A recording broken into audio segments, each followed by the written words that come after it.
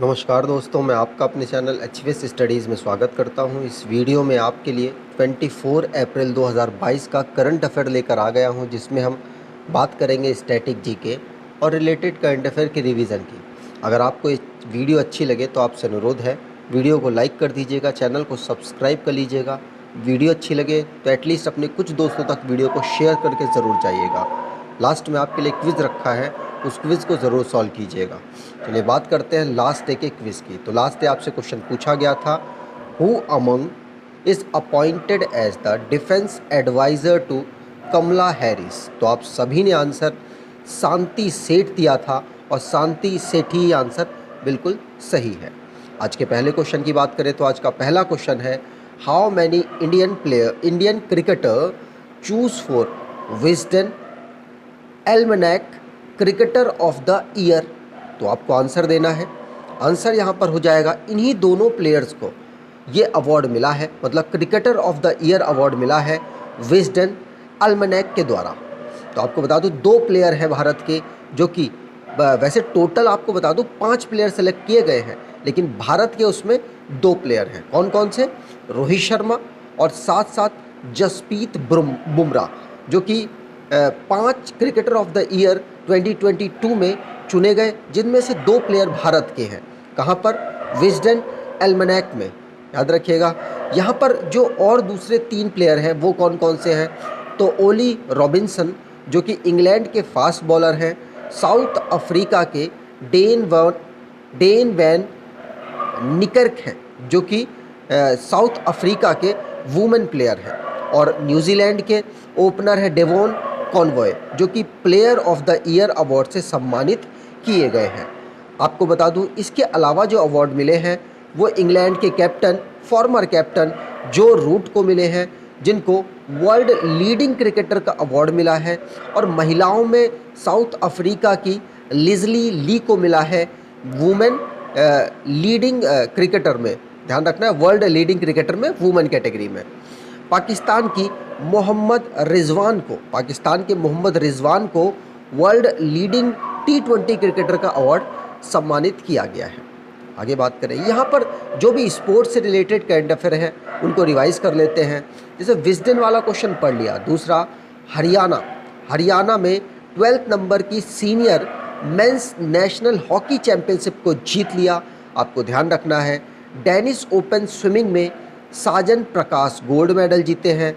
ओडिशा के chief minister लोगो launch किया है उन्होंने 2022 में मेन हॉकी वर्ल्ड कप जो होने वाला है वहाँ पर। इसीलिए ओडिशा के जो चीफ मिनिस्टर हैं उनका नाम क्या है? तो उनका नाम है नवीन पटनायक नाम है। और तमिलनाडु ने पंजाब की टीम को नेशनल बास्केटबॉल चैंपियनशिप के फाइनल पर हरा दिया, और तमिलनाडु में ही इस टूर्नामेंट को ऑर्गेनाइज कराया गया था। India street child cricket world cup 2023 को ऑर्गेनाइज कराने वाला है। आर प्रज्ञानंदा, जो कि रेजविक ओपन चेस टूर्नामेंट को जीत चुके हैं। ऑस्ट्रेलिया में विक्टोरिया एक जगह है जहां पर होस्ट कराया जाएगा 2026 का Commonwealth game. Netherland FIH junior women's hockey world cup को जीत गया। पहला Khelo India national ranking women archery tournament को झारखंड के जमशेदपुर में ऑर्गेनाइज कराया गया। आगे बात करें, अगला क्वेश्चन है, who's named as principal scientific adviser to government of India. तो आंसर यहाँ पर हो जाएगा, इनका नाम है अजय कुमार सूद को प्रिंसिपल साइंटिफिक एडवाइज़र बनाया गया है गवर्नमेंट ऑफ इंडिया का। याद रखना है, इन्होंने जगह ली है के विजय राघवन की, और ये जो अजय कुमार सूद जी हैं ये मेंबर बने हैं science technology and innovation advisory council के, जो कि प्राइम मिनिस्टर के अंतर्गत आती है। मतलब प्राइम मिनिस्टर इस मिनिस्ट्री को संभाल रहे हैं। रिसेंटली में जो अपॉइंटमेंट हुए उनको रिवाइज कर लेते हैं। जैसे पहला क्वेश्चन पढ़ लिया। दूसरा है LV विद्यानाथन, जो कि CEO बने हैं PNG इंडिया के। लेफ्टिनेंट जनरल मनोज कुमार कटिहार, जो कि DG बने हैं मिलिट्री ऑपरेशन के। जसलीन कोहली MD और CEO बने हैं डिजिटल इंश्योरेंस के।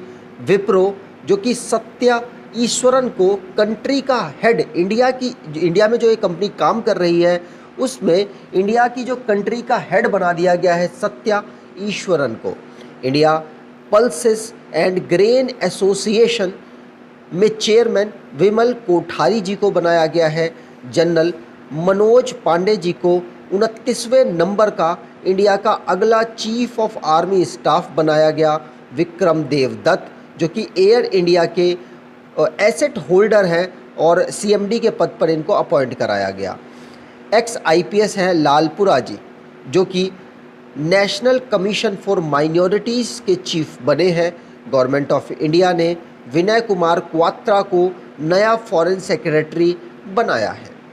अगर आप स्टैटिक जीके की ई बुक परचेज़ करना चाहते हैं तो 69 रुपीज़ में आपको ये ई बुक प्रोवाइड कराई जा रही है। डिस्क्रिप्शन बॉक्स में लिंक है, वहाँ से आप इसको परचेज़ कर सकते हैं। ऑलमोस्ट आपके सभी टॉपिक को यहाँ पर कवर किया गया है। अगले क्वेश्चन की बात करें तो अगला क्वेश्चन है which country test fire the RS-28 Sarmat world's most powerful nuclear capable intercontinental ballistic missile. मतलब इस जो मिसाइल के बारे में सारी इन्फॉर्मेशन इस लाइन पर दे दी गई। RS-28 सरमात एक मिसाइल है जो कि किस तरीके की मिसाइल है तो बैलिस्टिक मिसाइल है, इंटरकॉन्टिनेंटल कैपेबल है, मतलब एक कॉन्टिनेंट से दूसरे कॉन्टिनेंट में न्यूक्लियर कैपेबल, न्यूक्लियर जो सामान है उनको दूसरी जगह ले जा सकती है और बहुत बड़ा खतरा पैदा कर सकती है दूसरे कॉन्टिनेंट के लिए। तो मोस्ट पावरफुल है, दुनिया की सबसे पावरफुल में से एक है, आपको ध्यान रखना है। और ये किसने टेस्ट किया है तो रशिया के द्वारा ये टेस्ट अभी किया गया। यूक्रेन में जो इन्वेजन चल रहा है कहीं ना कहीं रशिया अकेला पड़ता जा रहा है, इसीलिए उसको इस तरीके के भयानक टेस्ट करने पड़ रहे हैं। वैसे भी रशिया हमेशा से आगे रहा है इन फील्ड्स में। भारत सबसे ज़्यादा जो सामान है, औजार मतलब हथियार वगैरह, वो रशिया से ही खरीदता है। रशिया के व्लादिमीर पुतिन ने कहा है कि भाई हमारे पास, हमने टेस्ट कर लिया है दुनिया की सबसे ताकतवर बैलिस्टिक मिसाइल जो कि इंटरकॉन्टिनेंटल हमें अटैक करने में मदद करेगी और हमारे जो न्यूक्लियर वेपन्स हैं उनको एक जगह से, मतलब एक कॉन्टिनेंट से दूसरे कॉन्टिनेंट में आसानी से भेजने में भी मदद करेगी, जिसका नाम है RS-28 सरमात। याद रखिएगा, आपसे पूछा जा सकता है। जो रिसेंटली में इंटरनेशनली टेक्नोलॉजी से क्वेश्चन बने हैं उनकी रिवाइज कर लेते हैं। पहला क्वेश्चन पढ़ लिया। दूसरा है स्कॉर्पियन क्लास की सबमरीन है जिसका नाम है वगशीर, जिसको मझगांव डॉकयार्ड लिमिटेड में इनॉग्रेट किया गया। मझगांव डॉकयार्ड लिमिटेड है कहाँ पर? मुंबई में। National level pollution response exercise Nat Polrex जो कि 8 नंबर की थी, इंडियन कोस्ट गार्ड के द्वारा इसको स्टार्ट की गई। त्रिशक्ति कॉप्स जो कि एक्सरसाइज कृपन शक्ति थी, जिसको वेस्ट बंगाल में लॉन्च किया गया, मतलब वेस्ट बंगाल में कंडक्ट किया गया। इजराइल जो कि आयरन बीम जो कि laser based air defence system है, उसको इजराइल ने अपने यहाँ पर सक्सेसफुली टेस्ट किया है। यूनियन मिनिस्टर अमित शाह जी हैं जो कि होम मिनिस्टर हैं, जिन्होंने सीमा दर्शन प्रोजेक्ट, इंडिया और पाकिस्तान का जो बॉर्डर है उसके इन्होंने दर्शन रखे हैं, जिसको सीमा दर्शन प्रोजेक्ट इन्होंने कहा है। DRDO जिसने सक्सेसफुली फ्लाइट टेस्ट किया है anti tank guided missile Helina का। इंडिया की flight tested Pinaka MK-1 enhance version rocket system को लॉन्च किया, सक्सेसफुली टेस्ट किया गया है। खंजर 2022 9th नंबर का एडिशन है।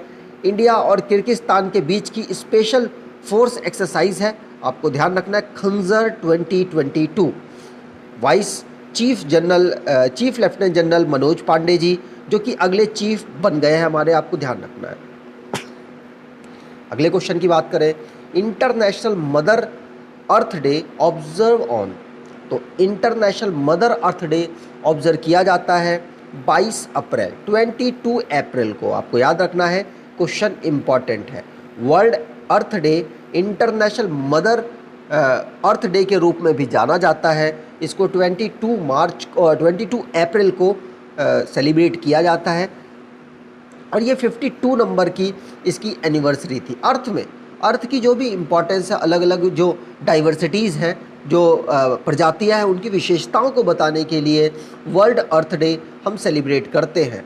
इसकी थीम है इन्वेस्ट इन आवर प्लेनेट। पहली बार इसको 1970 में सेलिब्रेट किया गया। यूनाइटेड नेशन एनवायरनमेंट प्रोग्राम और साथ साथ यूनेस्को के द्वारा मिलकर इस डे को सेलिब्रेट किया जाता है। यूएनईपी की बात करें तो नैरोबी केनिया इसका हेडक्वार्टर है। इसके हेड इंगर एडरसन है, फाउंडर मॉरिस स्ट्रॉन्ग है और फाउंड किया गया था 1972 में। याद रखिएगा, आपको लग रहा होगा बाद में किया गया। इस भैया पार्टिसिपेट करते हैं, यूनेस्को के द्वारा इस डे को अनाउंस करवाया गया था। ठीक है, चलिए आगे बात करें। जो भी हमने इंपॉर्टेंट डेज पढ़े हैं उनको रिवाइज कर लेते हैं। जैसे वर्ल्ड चगास डिसीज डे 14 अप्रैल को मनाया जाता है। वर्ल्ड आर्ट डे 15 अप्रैल को हम सेलिब्रेट करते हैं। Save the elephant day 16 April. World haemophilia day 17 April. World heritage day 18 April. World liver day 19 April. United Nation Chinese language day 20 April को हम ऑब्जर्व करते हैं। World creativity and innovation day 21 April. National civil service day 21 April और international Mother Earth day जो कि 22 अप्रैल को हम observe करते हैं। अगले क्वेश्चन की बात करें, which city host the smart cities smart urbanisation conference. तो smart cities smart urbanisation conference को कहाँ पर हमने होस्ट किया है? तो भारत की एक सिटी है, वहाँ पर इसको होस्ट किया गया। उस सिटी का नाम है सूरत।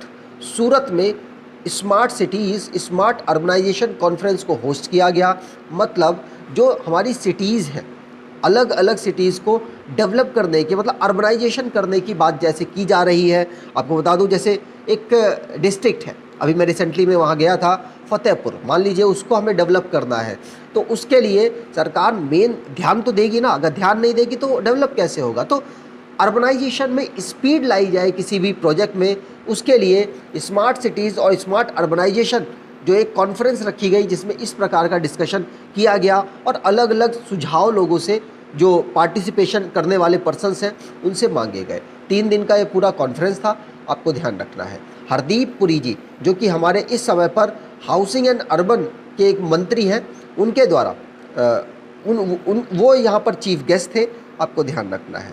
ठीक है, यहाँ पर बात की जाए तो गुजरात के जो चीफ मिनिस्टर थे श्री भूपेंद्र भाई पटेल, वो भी यहाँ पर पार्टिसिपेट कर रहे थे और वो वहाँ पे चीफ मिनिस्टर के पद पर काम कर रहे हैं। ठीक है, और अलग अलग जगहों से, जैसे minister of state housing and urban affairs ने पार्टिसिपेट किया, मिनिस्ट्री ऑफ एजुकेशन ने पार्टिसिपेट किया, आंध्र प्रदेश के मेयर सूरत के उन्होंने पार्टिसिपेट किया, और सेक्रेटरी जो कि MOHUA के हैं, मतलब ministry of housing and urban affairs के हैं, उन्होंने भी यहाँ पर पार्टिसिपेट किया है।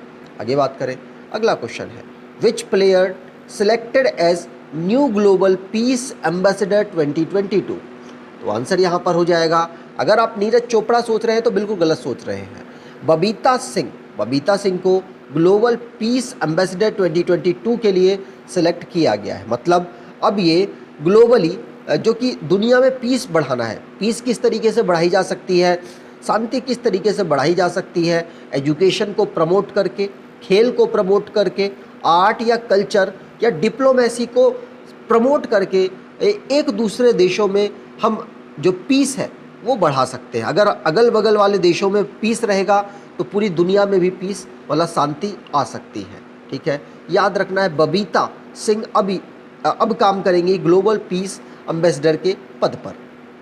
अगले क्वेश्चन की बात करें, which team player all rounder Kieron Pollard announced retirement? तो आपको बता दूं, जो किरण पोलार्ड है बहुत बड़े नाम है। अगर आप इनके बारे में नहीं जानते हैं, क्योंकि आप क्रिकेट फॉलो नहीं करते, अगर जानते हैं तो मतलब आप क्रिकेट फॉलो करते हैं।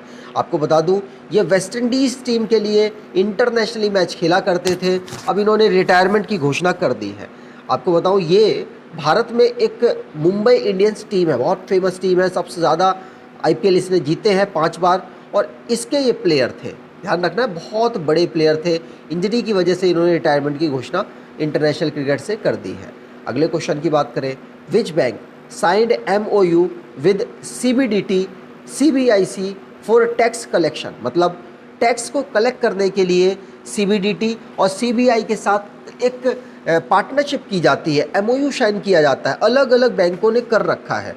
साथ में अब एक नए बैंक और जुड़ गया है जिसका नाम है क्या, धनलक्ष्मी बैंक। धनलक्ष्मी मतलब ए ऑप्शन यहाँ पर बिल्कुल सही है। सीबीडीटी और सीबीआईसी के साथ इसने एमओयू साइन किया और आरबीआई के साथ कोलैब करके कि भाई हमें परमिशन दे दीजिए कि हम जो central board and direct taxes और इनडायरेक्ट टैक्सेस हैं इनके हम पैसे कलेक्ट कर सके, हमारे पास परमिशन होगी तो इसे हम क्या कहेंगे, सर्विस बैंक भी कह सकते हैं।